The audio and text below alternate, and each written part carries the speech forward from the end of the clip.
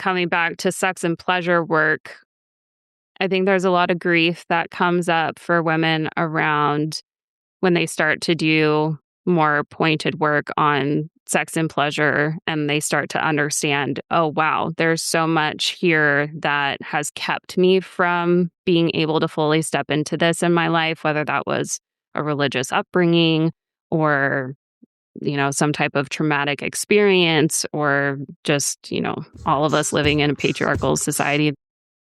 Welcome to the Pleasure Principles podcast. Today we have Kayla Moore, feminine liberation coach and priestess in training. Kayla is a lot like me. She was a licensed sex therapist for years, right? Sort of transformed into a whole different realm of work, which we are going to talk about today. So, Kayla, is there something that you were seeing clinically or therapeutically that the model wasn't working for those that you were working with? Or what kind of made you make that shift into your work today? Yeah, I think so. I'm a licensed marriage and family therapist and a certified sex therapist. I've been a licensed therapist for 8 years. Recently, finally got my certification as a sex therapist. Takes a long time to get that. And I think it's twofold. I think on the side of working with clients, for me, being so rooted in social justice and also being a systems trained therapist, I was really feeling like a lot of what I'm working with is people just trying to navigate a system and a society that doesn't actually support humans. We are in a society where we're worked to the bone. People are just in survival mode all the time. Most people, especially couples with kids, don't tend to have a lot of support, don't tend to have a lot of community. Obviously, as moms, we always talk about that we don't have the village that we were supposed to have at one point in time. So just the fact that, people are struggling to get healthcare, people are struggling to get childcare. I'm a mom of a 4-year-old and I'm paying as much for his preschool right now as my mom paid for me to go to college. It's just insane. It's absolutely insane. So I just felt like trying to treat anxiety and depression, and mostly what I work with, as you work with, is individuals and couples around sex and intimacy and pleasure. It's no wonder you're not having pleasure, having time for sex when all this chaos is going on around you. And most couples are just exhausted by the end of the day. They feel like they don't have support. They're both jockeying for whose life is better. Oftentimes, if, one partner stays home the majority of the time, or even if one partner has kind of the majority of the mental load, while the other partner is working the majority of the time, both people just feel like, well, my partner has it better. But in the end, both people are doing the best that they can and struggling. Yeah, just surviving, just getting through the day. And we know that is not conditions for great sex and intimacy and pleasure. No. So it's just been hard to feel like people are struggling. And it's not that I have all the answers outside of being a therapist, but I just felt like that model wasn't supporting that. And it was hard for me to know how I can really use my voice and be an advocate for things to look differently, being in that realm therapists are already in a space where we're built on a patriarchal structure anyway, and kind of how therapists are trained, I still think needs a lot of transformation in, again, what society looks like today versus what it looked like back then. Even from when I was being trained, I feel like things have shifted so much in the last 10 that was going to years. be my next thing, because I've been a naturopath for almost 12 and I've been doing the sex and intimacy thing for 8, 9 now. And it was from the women's health, more hormone, physiologic lens. And that was way too boxed in. I was like, this is so much bigger than that. So it's very similar in our journeys, right? That's how I burnt myself out in the clinical model as well, because we need to eat, we need to do some admin work. Like there's more to it than just sitting in front of a client. And you and I both know to really show up and be present and do our job well and be the container that these people need. We can't be burnt out because then our capacity to listen and receive and hold space is minimal. So we also need to take care of our health and well-being and eat well and rest. And so we can show up at our max capacity, which, there's so much physician therapists like burnout. It's just totally. clinician burnout. And we're notorious of being like, do as I say, not as I do. Like we're running around like chickens with our heads cut off.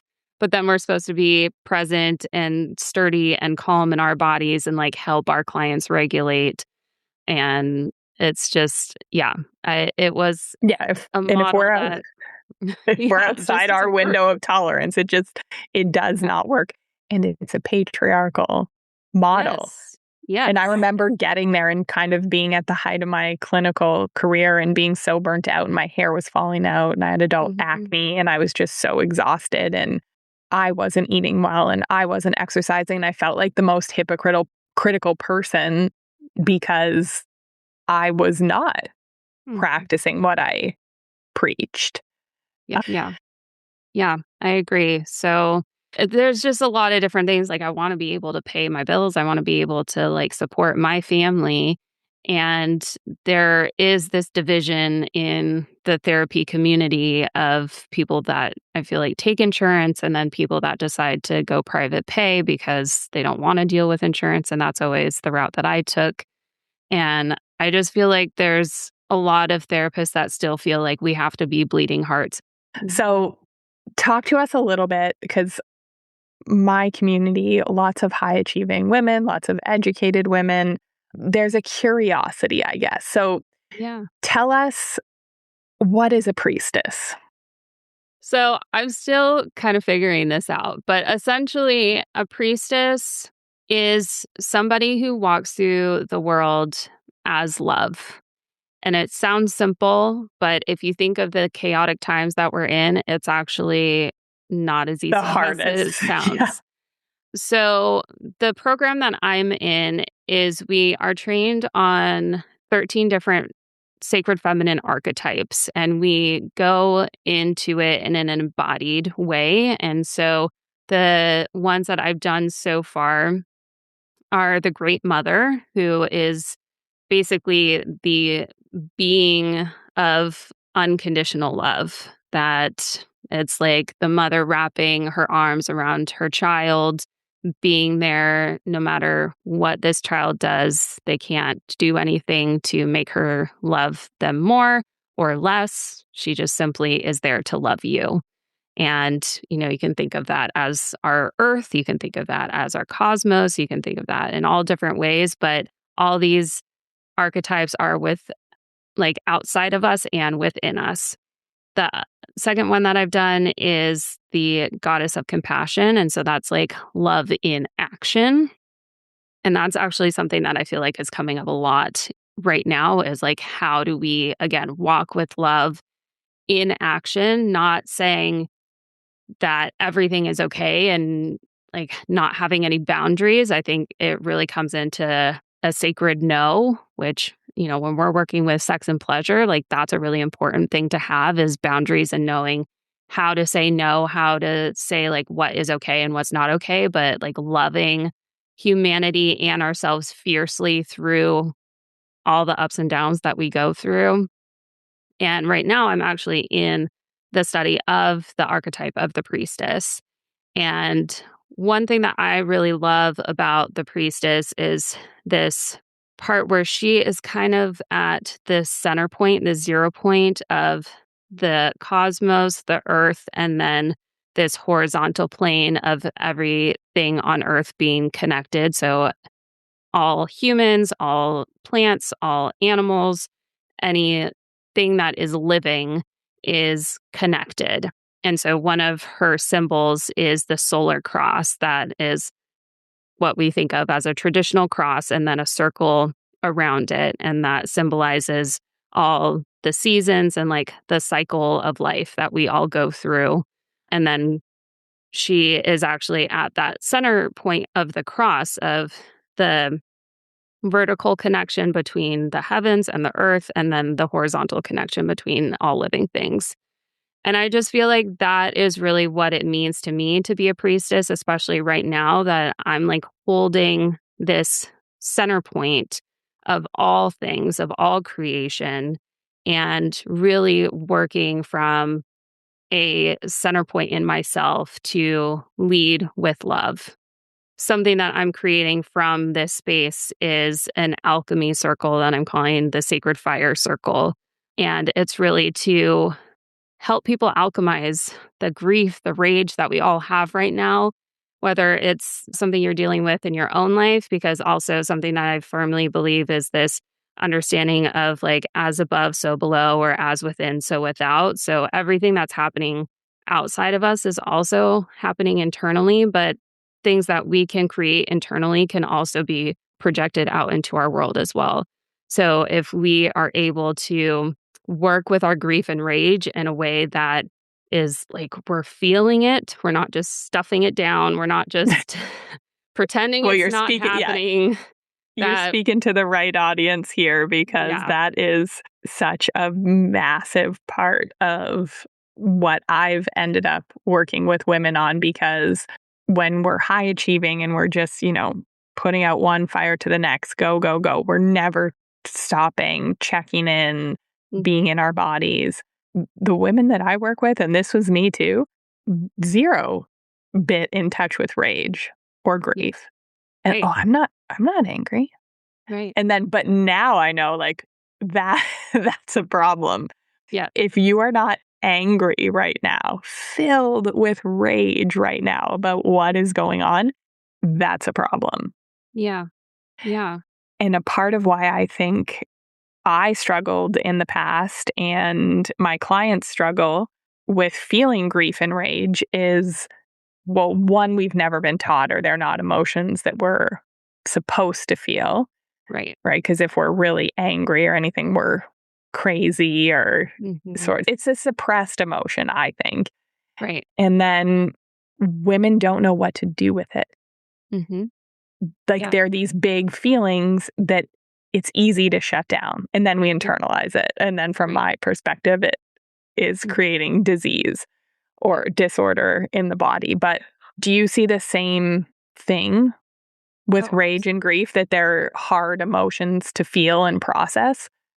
absolutely. I think as women specifically, we've all been taught that, especially rage, is not something that we're allowed to have, that we're supposed to be, the good girl that sits pretty and makes everybody else happy around us. And we just are the regulating system for everyone else. We don't get to like lose our shit.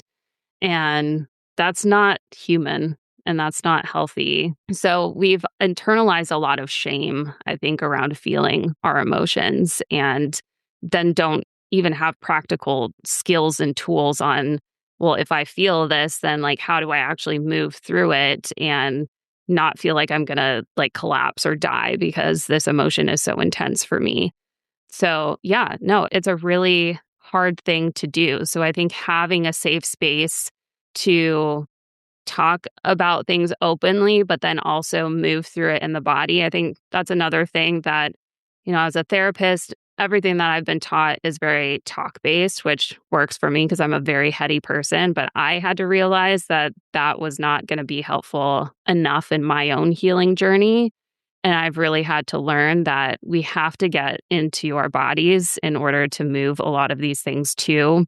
So I really try to work with somatics, and I love dancing and singing. So that's what I like to bring into my modalities and have people get up and just like let themselves cry, let themselves move through an actual emotion and see it come, from beginning to end, and know that it's not going to take forever. It's not going to like totally envelop you, but it's important to actually feel it and to move through it. But in a safe container where you know, like you're being held, that I'm somebody that's trained, that I can hold the space for you, and that you can just like let yourself be. And and then I like to move grief and rage into joy and pleasure, that we don't just stay there, that we're going to really feel the feelings and get into it, but then move it into something that feels better in our body, but that we can also then use as energy and fuel to do something else with it, that we can cast our vision for what we actually want this world to be, or we can, really sit in community with each other and really get excited about the fact that we can do this with other people and actually be safe in that space doing it. So there's a lot of power in one coming together in a community and in a circle together. Circles are like one of the most sacred ways that people have come together for basically all of our existence. And we've kind of lost that sacred space with each other. So being able to come together in circle is really important. And then just being able to let go. I think a lot of us are so uptight and we feel like we have to carry the weight of the world on our shoulders, and being able to just let go and actually let ourselves have that moment to feel. I think a lot of people could benefit from that. Oh, yeah. Grief, I find, is interesting because I don't think a lot of women realize they're grieving. Yeah, What do you think? I would agree. I don't think a lot of us know that we're grieving.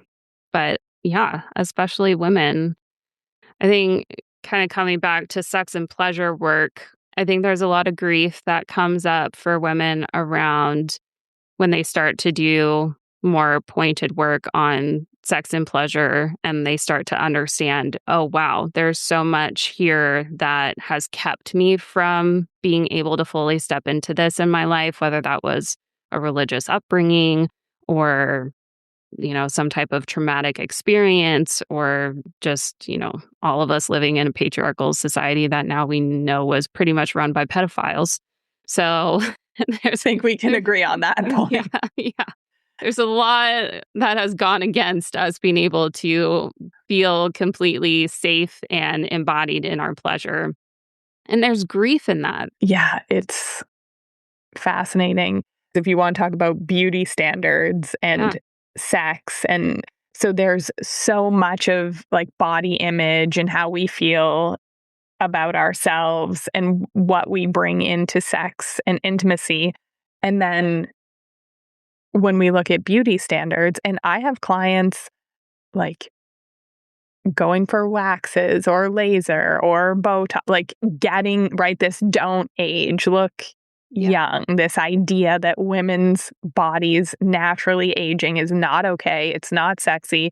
You're not deserving of pleasure Mm. if you have wrinkles or hair or all of these things. Yeah. And that should bring about some level of grief Yeah. and rage. It's like the time, the money, the pain, the what am I missing? But just like having to try to hold yourself to this standard. And if you're a good girl, you're thinking like, oh, Mm-hmm. this is what I need to do. Mm-hmm. Then to learn that those beauty standards were created Mm-hmm. by Yeah. like, Yeah. it's mind blowing Yeah. to me. Absolutely. Absolutely. And it fills me with a lot of rage now to think about it, and to think that all of these beauty standards, all of the women that developed eating disorders, and still, I mean, you just look at the beauty standards and the women that are shrinking in front of our eyes. And And we're going back. We're yeah, going backwards. yeah, Because I yeah, feel like there was a bit there where it was headed in the right yeah. direction, Mm. where it was about, and maybe this, sometimes you wonder, is it your corner of the world and the internet that's what you're seeing? But I felt like it was more about strength and being Mhm. healthy. And there was, more of a variety in what we were being shown. Mhm. as in ads and movies. And I felt like it was going in the right direction. And now it's like literally celebrities are shrinking. Yeah. Yeah. It's really concerning. And I personally think it's because of the crackdown that we're seeing with patriarchy. Personally, from my spirituality sense and all the things that I am tuning into, I really do feel like we're at the end. And it's like they are just trying to hold on for dear life and really cracking down on all these expectations and standards that we've grown up with. So I think we hit a period of progress that I think people were working in the background on, like, how do we stop this? But it was so dominant that, most of us that were tuning into that, like you said, we're getting those messages. And I do think that they were really healthy. But yeah, we're kind of taking another turn of the final act of the patriarchy really trying to hold on to its control.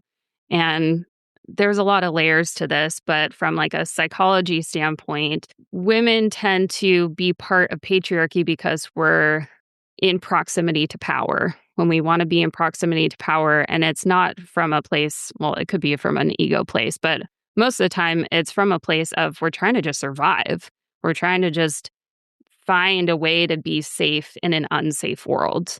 And so when we're trying to basically hide in plain sight and be the good girl, be the person that is saying, yes, I will adhere to the patriarchal norms and expectations so that you will pass me over and move on to the next person, then those are the people that are susceptible to this messaging and are willing to go to these extremes with their bodies.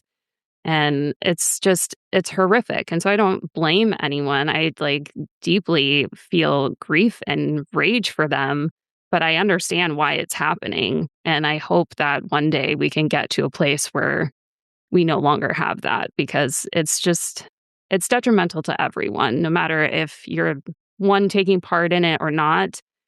Us seeing that, it's heart-wrenching to see someone do that to their bodies. I'm surprised at how deep the conditioning is. Yeah. And I mean, I guess I shouldn't be, because if we were all groomed from teen, tween age, then it makes sense. But the number of my clients that don't feel worthy of pleasure or feeling good unless they look a certain way or are at a certain weight, that's a lot to undo. Mm-hmm. It is. That patriarchy creates this ladder that we are all on.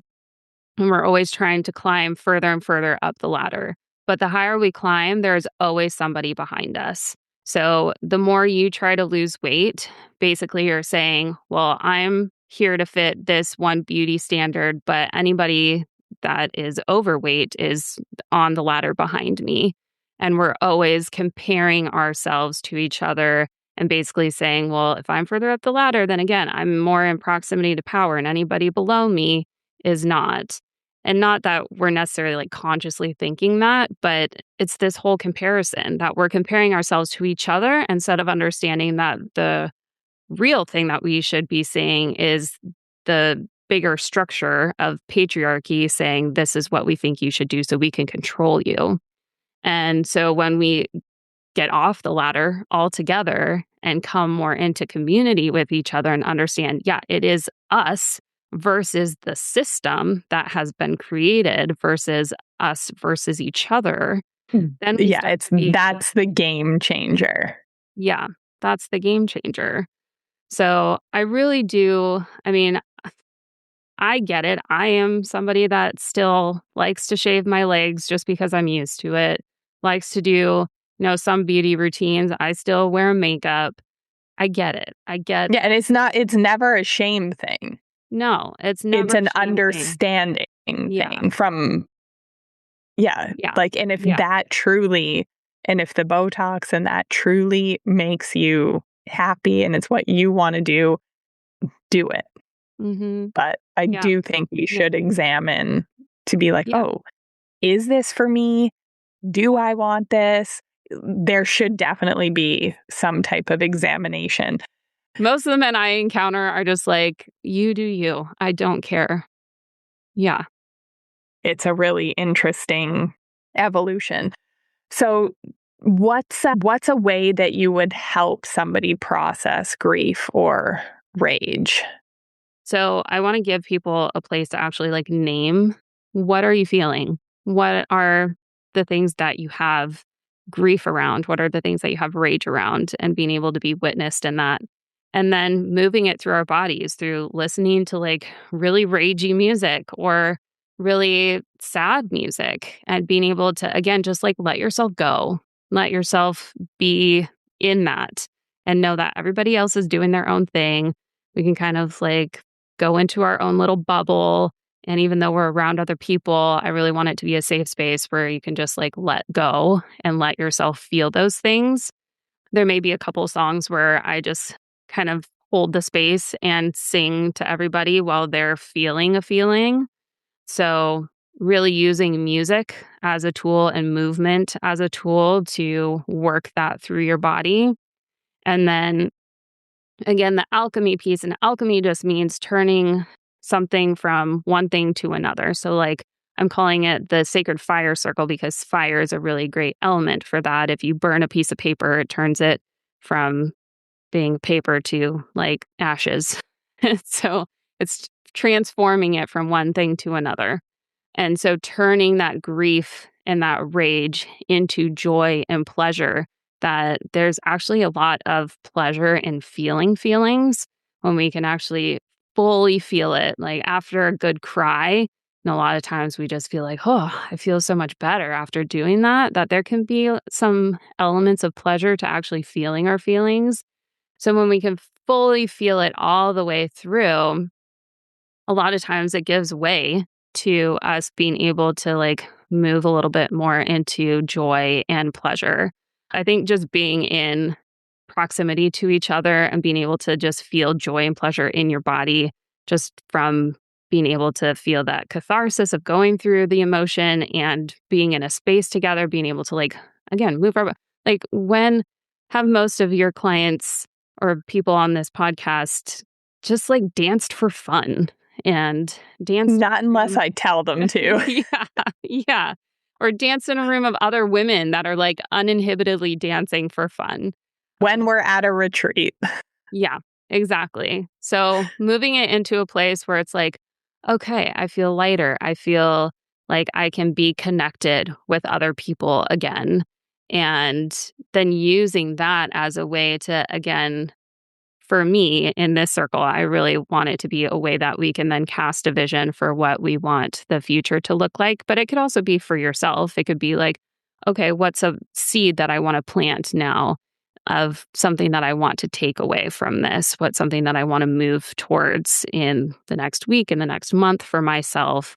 But also, like, how can that also create ripple effects in our collective and helping other people feel like this is something that they can do as well?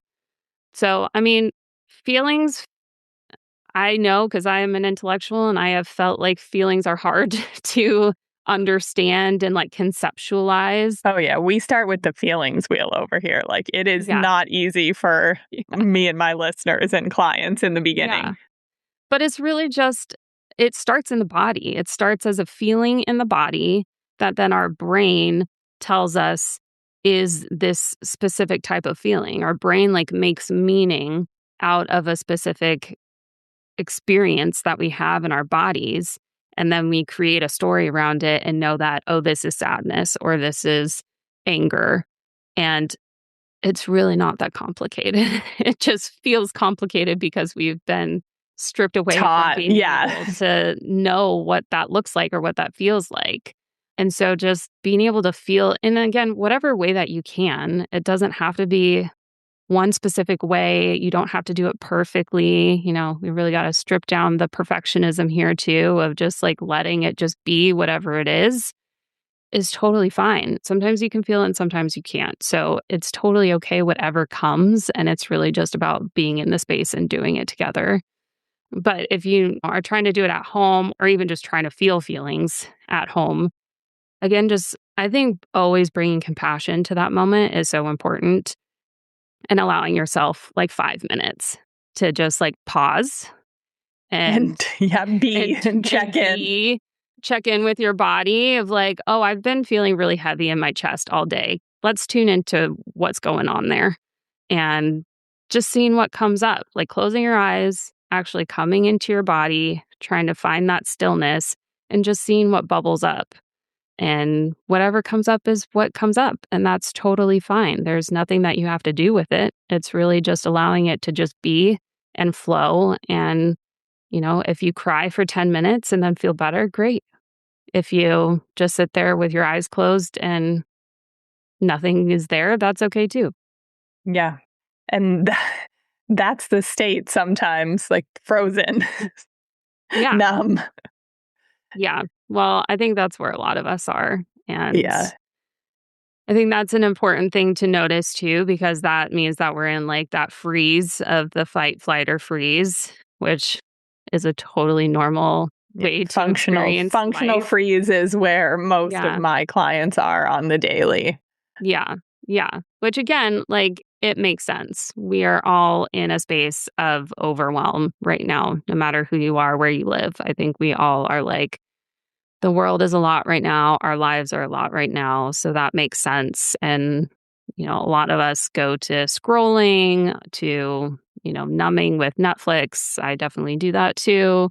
It, we kind of just have to like find the things that we can where we can. But if it's like we're scrolling, you know, 2, 3, 4, 5 hours a day, that's when I think we need to kind of call ourselves in and be like, okay, are there other things that I can do to help myself work through this? And are there other ways that I can help myself cope and like get to a place of stillness and safety that isn't just in this freeze? Yeah. And being in circle, being in matriarchal society, what a difference it would make. Where can the listeners find you? You can find me on Instagram at Priestess Kayla Moore. And I can send Jordan the link to my circle that I will be having. Again, if you are, somewhere in the Washington area and can make it, that's I great. wish I was closer. But again, I wanted to do it in person at least once and then figure out how I can create that as an online experience for people. I have ideas already, but it's a new thing. So taking baby steps, but I do want to create an online version because I know there's plenty of people out there that aren't in my area. So hopefully I can get that up and running in May. We talk about all the different things that I've talked with any of my clients around body image and your relationship to your body, how to find safety in your body, how to talk about consent, the different types of desire, all the different things that I think are really important. And going through it as a cohort again together, I really have a passion for healing and community because we've been doing it individually for so long. I really want to get away from us thinking that we are separate because we are not. And yeah, I think those are the best ways that you can stay in my orbit, in my community. We will make sure to link all of those below. Thank you so much, Kayla. Thank you, Jordan.